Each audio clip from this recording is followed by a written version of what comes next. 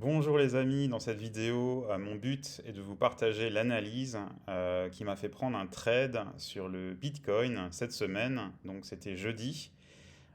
C'était un trade à la vente sur le Bitcoin. Et donc le but c'est de faire l'analyse et de vous expliquer pourquoi en fait j'ai pris ce trade, à quel moment. Et le but en fait c'est aussi de vous montrer, de faire un journal des trades et des positions que je prends, donc notamment en daily trading et en swing. Et de vous partager aussi bien les trades, les analyses de trades qui ont été gagnants, que les analyses qui ont fini par un trade perdant. Voilà, parce qu'au final, il faut se souvenir que bah, c'est toujours le marché qui a raison.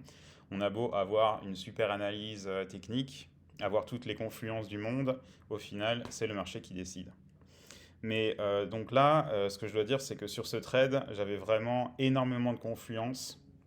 Et c'est vrai que si on regarde donc, le graphique en 1 heure, on voit que depuis le crack du Bitcoin, donc ça c'était vendredi soir dernier, le Bitcoin est très fortement à la baisse. Donc mon objectif, c'était de réussir à prendre une position à la baisse sur le Bitcoin. Mais encore faut-il réussir à prendre cette position au bon moment pour potentiellement en fait la laisser tourner plusieurs jours. Voilà, donc ça c'était vraiment mon objectif. Donc on commence l'analyse en 1 heure et donc on voit que bah, bien sûr le Bitcoin est en baisse. En fait, ce qu'on peut voir aussi, c'est que les baisses sont très violentes et que en dehors des baisses, en fait, il accumule assez souvent pendant plusieurs heures, quoi. Donc, on se retrouve donc sur notre graphique sur le mercredi et le jeudi, donc jeudi 16 octobre. Là, je vais me mettre en 15 minutes. Et donc en 15 minutes, en fait, ce qu'on peut voir, c'est que durant l'après-midi à New York, donc du mercredi, durant la session asiatique le jeudi matin et la session de Londres, le jeudi matin aussi, on était principalement dans un gros range. D'accord. À un certain moment, il y a eu une forte manipulation euh, à la baisse avec une grosse bougie baissière qui a été immédiatement comblée. Donc ça, j'ai passé en 10 minutes pour qu'on on le voie mieux en fait. Euh, En fait, mon avis sur cette bougie, c'est que tout simplement, on est passé en dessous, on est passé en dessous des 110 000. Et je pense qu'il y a eu des buy limits qui ont été déclenchés au niveau des 110 000. Et donc c'est pour ça que l'exécution en fait de ces buy limits a fait une grosse bougie acheteuse, une grosse bougie bullish. Voilà, mais donc on voit que fin de session Londres et tout début de session New York, on est dans un gros range. Voilà. Qu'est-ce qui se passe début de session New York? On a une belle baisse, en fait, juste au début de la session New York, avec la création d'un bloc d'ordre, en fait, ici. Et là, je remarque que j'ai quasiment toutes mes confluences parce que lors de cette baisse, on a la création de gap baissier. Et aussi, ce qu'on peut remarquer, c'est que le gap haussier qui a été formé par cette grosse bougie d'achat, a été totalement comblé sans aucune résistance par le cours. Donc à ce moment-là, qu'est-ce que je fais? Je constate qu'on commence à stabiliser, voire qu'on commence à se retourner. En fait, si je continue et je prends la prochaine bougie, on voit qu'on commence à se retourner.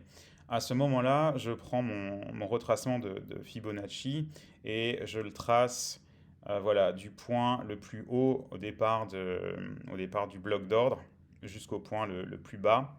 Et donc ici, j'ai ma zone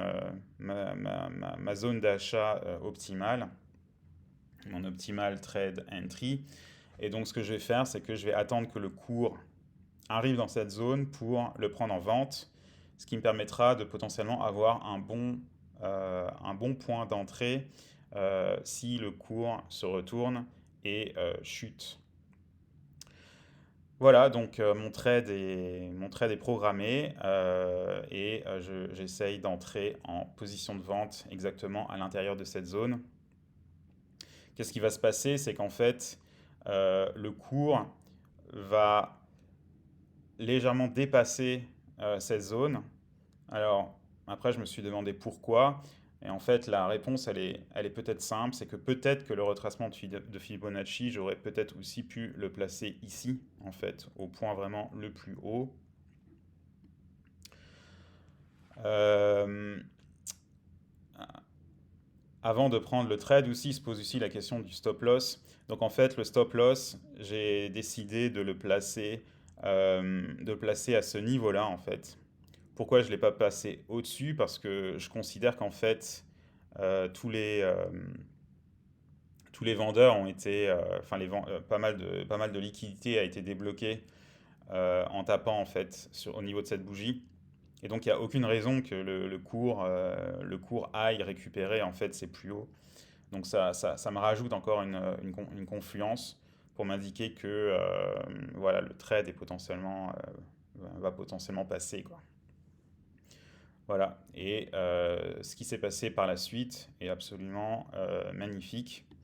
On a eu, on a eu une chute vraiment très puissante du Bitcoin,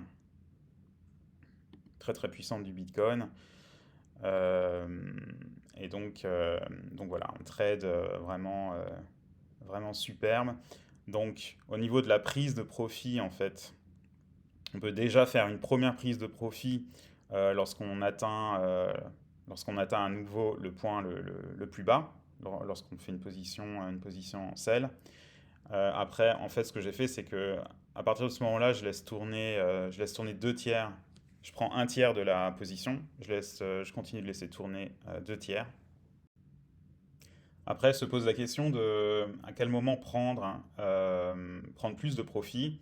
Donc là, vu qu'on est dans un fort retracement baissier du Bitcoin, on n'a pas beaucoup de points de référence. Les points de référence sont très anciens. On sait pas à quelle vitesse en fait le Bitcoin va retracer. Donc on peut soit céder en fait de Fibonacci pour potentiellement prendre de nouveau des profits lorsqu'on arrive à certains niveaux clés du Fibonacci. Moi, ce que je me suis dit, c'est que j'allais simplement monitorer en fait ce trade et potentiellement prendre encore un tiers des profits lorsque la chute commencera à se stabiliser, voire qu'il commencera à avoir un petit retournement. Mais mon objectif, en fait, vu que je suis très bearish sur le Bitcoin à ce moment-là, c'est de vraiment réussir à laisser tourner un tiers de la position, quoi. Et faire en sorte que ce tiers, en fait, puisse potentiellement euh, tourner pendant plusieurs jours. Si le mouvement bearish continue, ça me permettra de faire pas mal de profits supplémentaires sur ce trade. Donc voilà, c'est ce qui s'est passé. Au final, le cours a très très très fortement chuté. Je vais accélérer.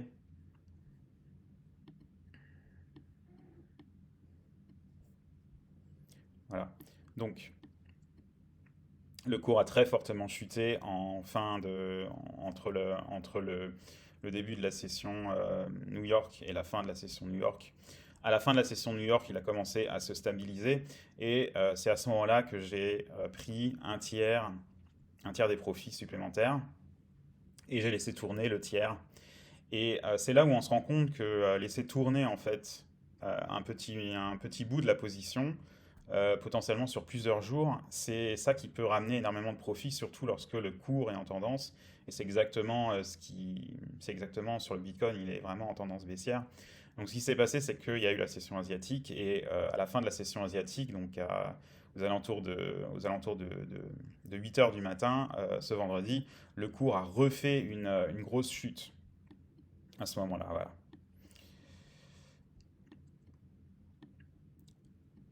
Euh, à ce moment-là, ma question c'est où placer potentiellement le stop loss euh, pour faire en sorte que si le cours se retourne totalement, que je ne perde pas l'intégralité des profits sur la position latente. Donc là, effectivement, c'est plus du trade management. Mais ce qui est génial avec le trade management, c'est que voilà, si on veut pas être trop agressif et quand même laisser de la marge en fait au cours, parce que forcément le cours va avoir des petits retracements, etc. Moi, je pense que c'est en lui laissant quand même relativement de marge qu'on peut faire le maximum de profit. Donc pour l'instant en fait, j'ai placé mon stop loss à ce niveau-là en fait. Donc là, je trace une ligne exactement à ce niveau-là. Pourquoi? C'est parce que là, on voit qu'on a des gros blocs d'ordre baissiers. On a ce, on a ce, on a ce gros bloc d'ordre ici baissier et on a quelques equal high ici. Donc on a vraiment une grosse résistance ici à ce niveau-là. Donc en fait, je me dis que voilà, je laisse quand même de la marge au cours. Là, on voit que durant le vendredi, en fait, début de session New York, en fait, il y a un démarrage de retracement. Mais voilà, j'ai quand même envie de pas mettre le stop loss trop bas. Comme ça, potentiellement, je vais pouvoir avoir les fruits d'un potentiel nouveau retracement baissier, dans le cas où il y a un nouveau retracement baissier. Forcément, c'est toujours une probabilité que le cours en fait, fasse ce qu'on appelle un gros retracement haussier. Mais voilà, l'avantage, c'est que en plaçant le stop loss ici, et au cas où il y a quand même un retracement haussier, je ferai quand même des profits sur la position parce que j'ai quand même pris déjà les 2 tiers et je prendrai encore les profits si le cours en fait retrace jusqu'à ce stop loss. Voilà, donc ça c'était toute mon analyse sur ce trade Bitcoin effectué le jeudi. Et on se retrouve prochainement dans une vidéo suivante pour un nouveau trade qui sera gagnant ou perdant. Voilà, bonne soirée.